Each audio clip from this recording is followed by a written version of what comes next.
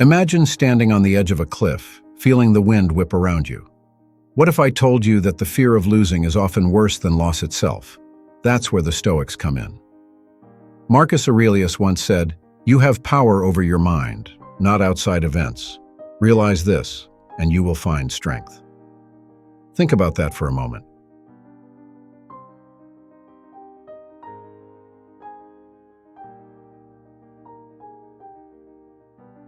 How often do we let the fear of what could happen paralyze us? Epictetus taught us that it's not the events themselves that disturb us, but our perception of them. So what if losing isn't the end? What if it's a powerful opportunity for growth? The truth is, life is a series of impermanent moments, and clinging too tightly can blind us to the beauty around us. Every setback is a chance to reset, to rethink our approach.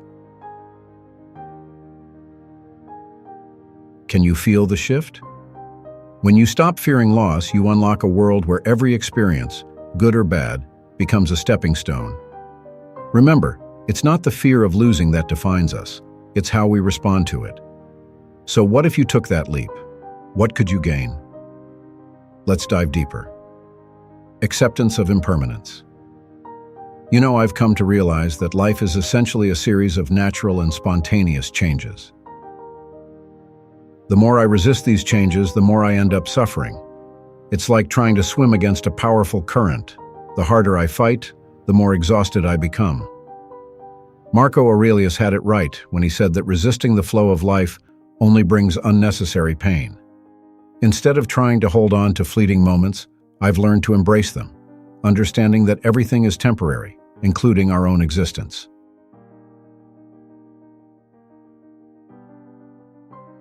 When I think about it, acceptance doesn't mean I have to like everything that happens. It just means I acknowledge reality as it is. I remember a time when I clung to a relationship that was clearly fading. I thought if I just tried hard enough, things would change. Spoiler alert, they didn't. Once I accepted the impermanence of that situation, I was able to let go and move forward. It was liberating, really. Life flows, and so must I. Every time I face a change, whether it's a job loss, a friendship fading, or even a personal setback, I remind myself that this is part of the journey. Each ending leads to a new beginning. I've found a kind of peace in that realization. The fear of losing something makes me appreciate it more while I have it, but I also know that it's okay to let go when the time comes.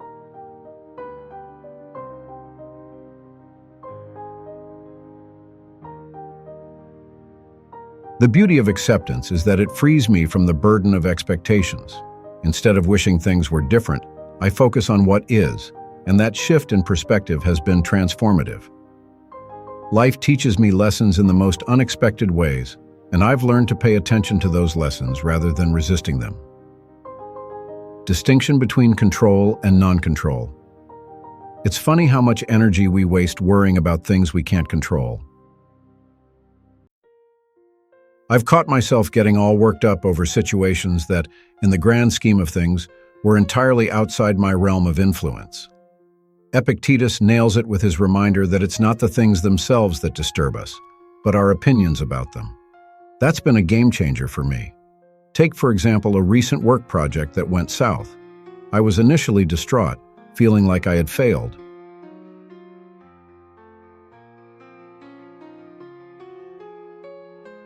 But then I realized that while I could control my effort and my attitude, I couldn't control how others responded or how external circumstances unfolded. Once I shifted my focus from what was beyond my control to what I could influence, I felt a weight lift off my shoulders. This distinction also applies to relationships. I often find myself stressed out about how someone else feels or behaves, forgetting that I can only control my own actions and reactions. By letting go of this need to control others, I've not only reduced my anxiety, but also improved my interactions. It's refreshing to engage with people without the pressure of trying to shape their responses. Establishing this boundary between control and non-control has been liberating. I spend less time ruminating over things that are out of my hands, and more time focusing on personal growth and resilience.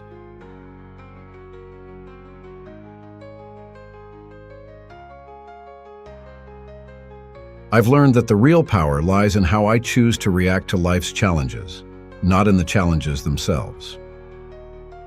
The value of loss has a peculiar way of teaching us about value. I remember the first time I lost something significant, a cherished family heirloom.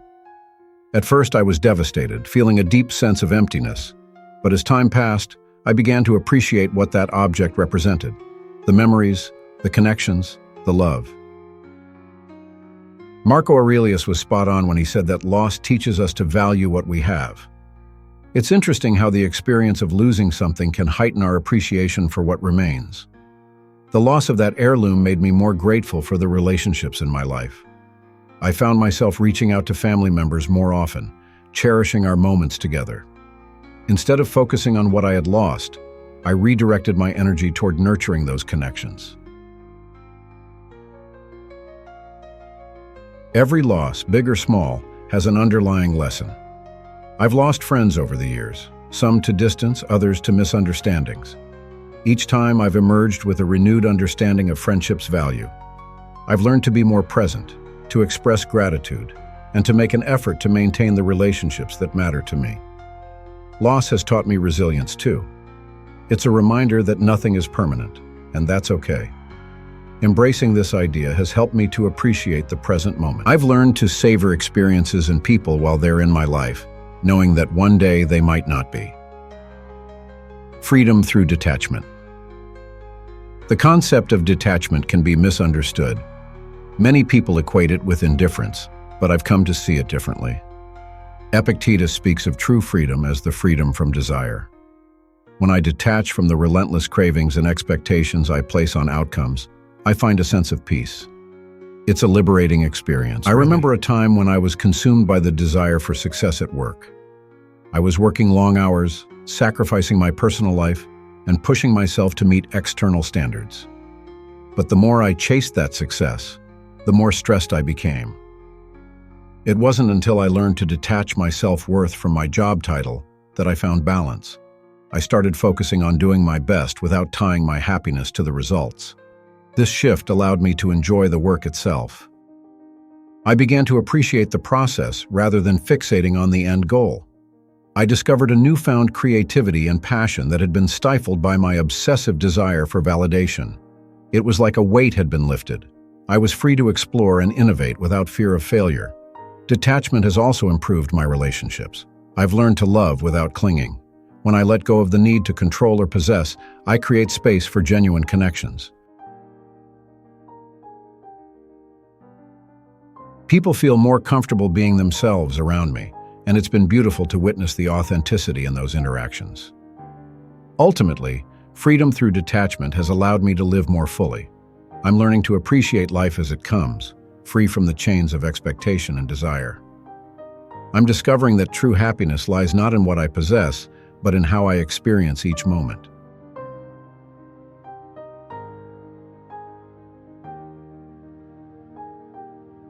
Resilience in the face of adversity. You know, life has this funny way of throwing curveballs at us when we least expect it. I remember a time when I was faced with a challenging situation that felt insurmountable. It was as if the universe was testing my character, pushing me to see how I would react. In those moments, I learned that it's not the adversity itself that defines us, but rather how we respond to it.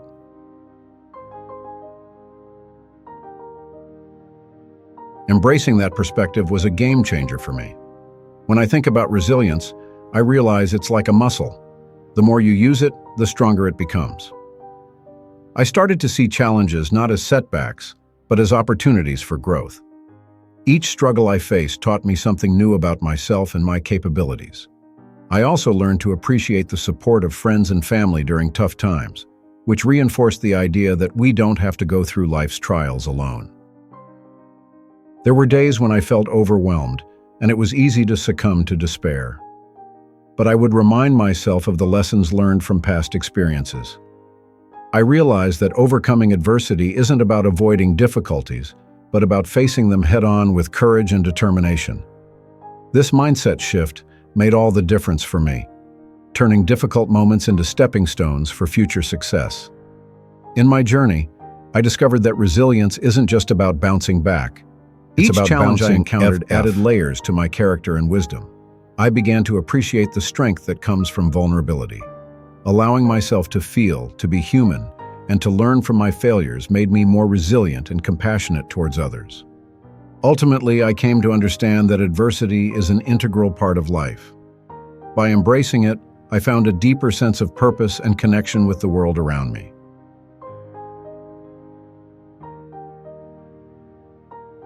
It's a reminder that, in the face of challenges, we have the power to choose our responses, and that choice is what shapes our journey. Death as a part of life. Death is one of those topics that can send shivers down anyone's spine. Yet, as I've delved deeper into the philosophy of life, I've come to realize that acknowledging death can be incredibly liberating. It's a natural part of the cycle of existence, something we all will face eventually. Accepting this reality has changed the way I perceive not only my life, but the lives of those around me. I used to fear death, thinking it was the end of everything I held dear. But then I stumbled upon the idea that death gives life its meaning. Without the inevitability of death, would we cherish the moments we have? This realization shifted my focus from fear to gratitude.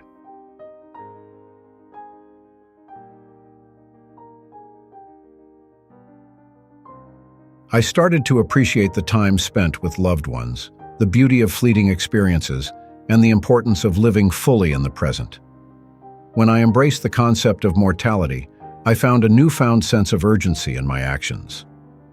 I began to prioritize what truly mattered: relationships, experiences, and personal growth. The trivial worries that once consumed me seemed insignificant in the grand scheme of things.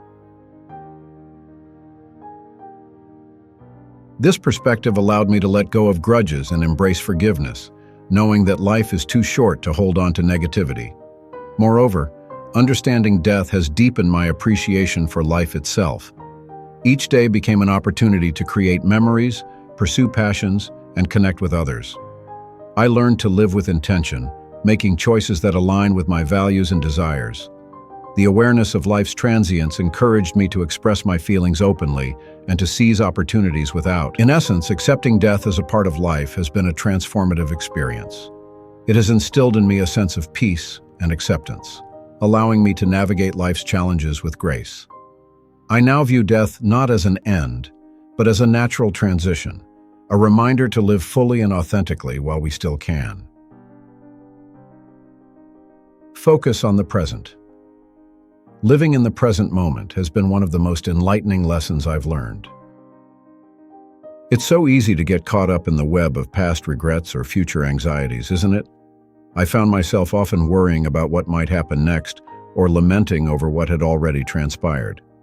But then I realized that these thoughts were robbing me of the joy of now, this very moment that I could be fully experiencing. When I shifted my focus to the present, I noticed a remarkable change in my overall well-being.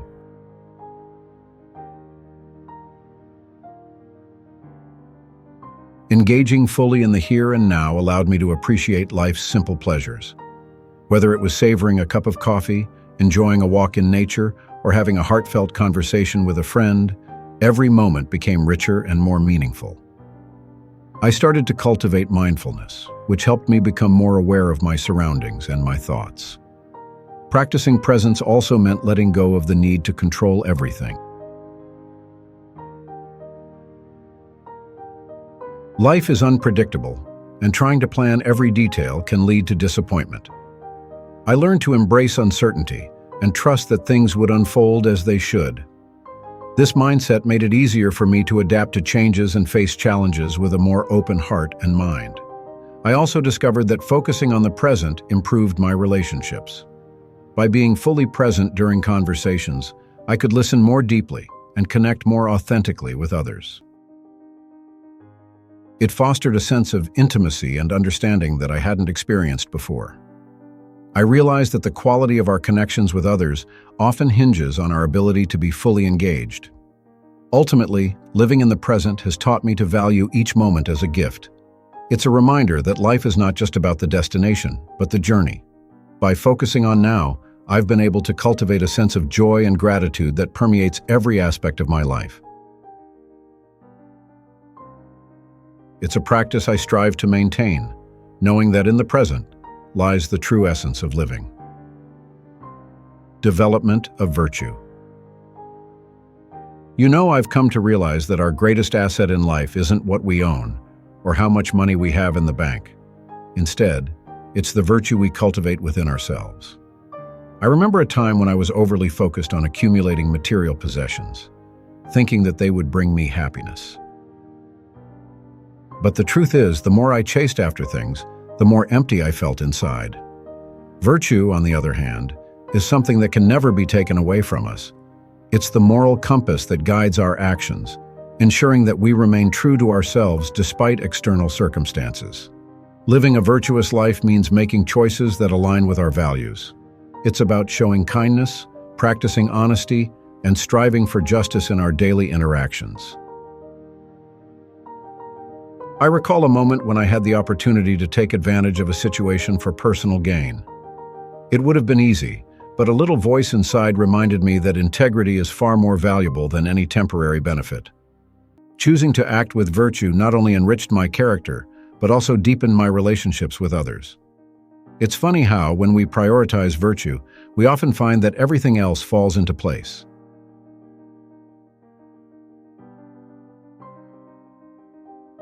Moreover, cultivating virtue requires persistent self-reflection and a willingness to learn from our mistakes. I've had my share of failures and misjudgments, and each one taught me a lesson about my values. There was a time I reacted harshly in a conflict, only to later regret my lack of patience. That experience nudged me to embrace humility and practice forgiveness, not just toward others, but also toward myself. By understanding my shortcomings, I've been able to grow, and that growth is a testament to the power of virtue. When we focus on developing our inner qualities, we build a resilience that shields us against life's unpredictability.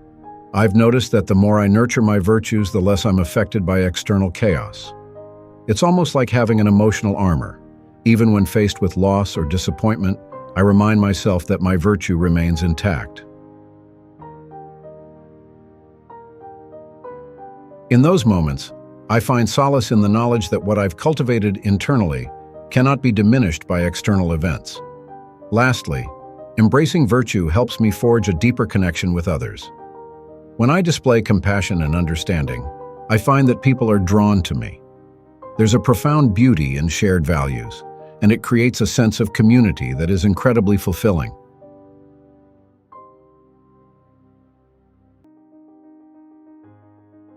I've learned that while material possessions may come and go, the bonds formed through virtuous actions are what truly enrich our lives.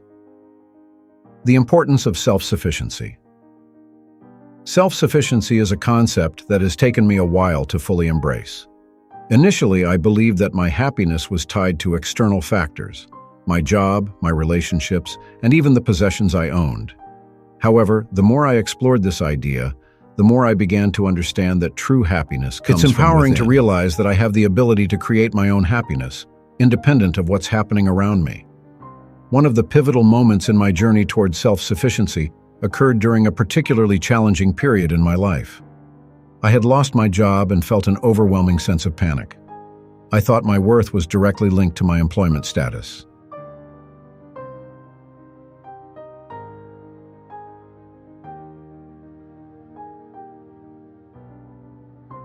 But as I took a step back and reflected on my skills and passions, I realized that I could find fulfillment in other ways. I started pursuing hobbies that brought me joy and opened doors to new opportunities. This experience taught me that I'm not defined by my circumstances.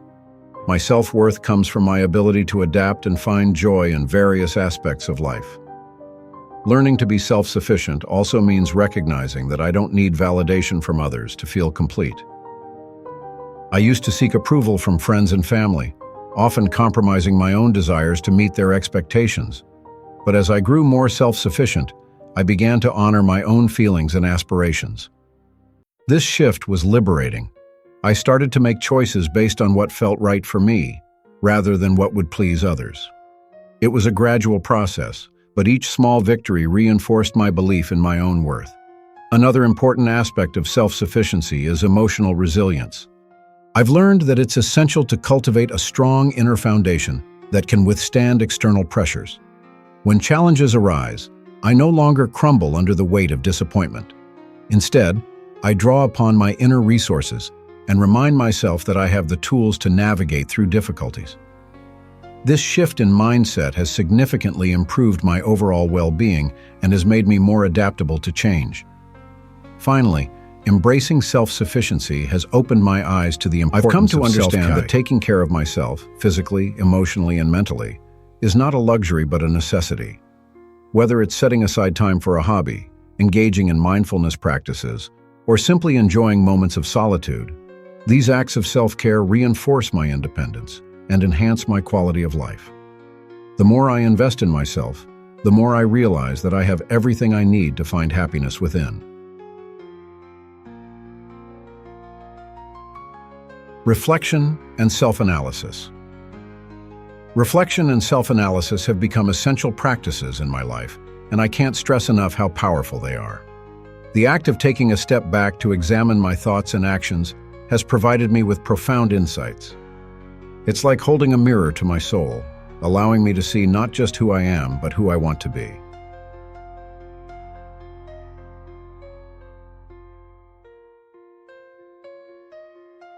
In a world that often encourages us to rush through life, I've found that pausing to reflect is a gift we can give ourselves. There was a time when I would react impulsively to situations, often regretting my choices later. It wasn't until I began to incorporate reflection into my routine that I realized the importance of understanding my motivations. I remember a heated argument with a friend where I said things I didn't mean.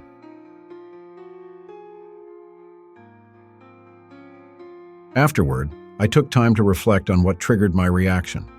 This process not only helped me apologize sincerely, but also allowed me to identify patterns in my behavior that I wanted to change. Reflection can be uncomfortable, but it's the discomfort that often leads to growth. Self-analysis has also taught me the value of vulnerability. I used to shy away from confronting my weaknesses, believing that acknowledging them would make me appear weak. However, I've come to understand that true strength lies in recognizing our flaws and working on them. For instance, I've noticed a tendency to procrastinate, which stemmed from fear of failure. By analyzing this behavior, I was able to develop strategies to overcome it, turning a weakness into an opportunity for growth. Additionally, reflecting on my values and goals has helped me stay grounded in my journey. Life can be chaotic, and it's easy to lose sight of what truly matters. Regular self-analysis allows me to assess whether my actions align with my core values. I've found that when I stray from my principles, I feel a sense of discontent that nudges me back on track. This process of checking in with myself ensures that I'm living authentically and making choices that resonate with who I am at my core. Ultimately, the practice of reflection and self-analysis has become a cornerstone of my personal development.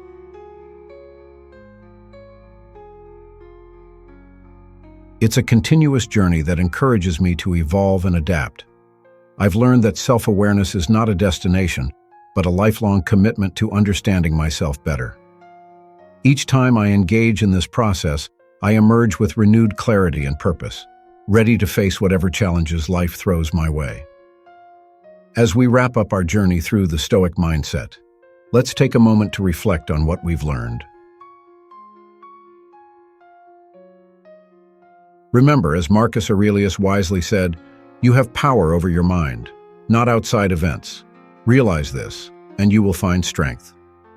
Embracing the idea of losing is not about resignation, it's about liberation. When we let go of our fear of loss, we can truly live in the moment, appreciating what we have without the weight of what could go wrong. Now, I want you to think about your own life.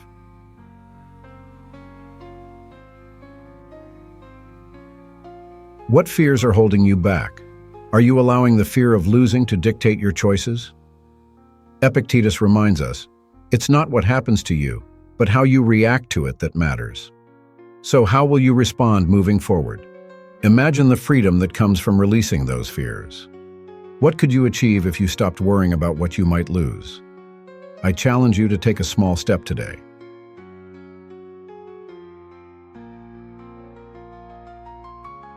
Reflect on one thing you fear losing and ask yourself, is this fear serving me or is it holding me back? Let's continue this conversation in the comments below. Your thoughts are valuable.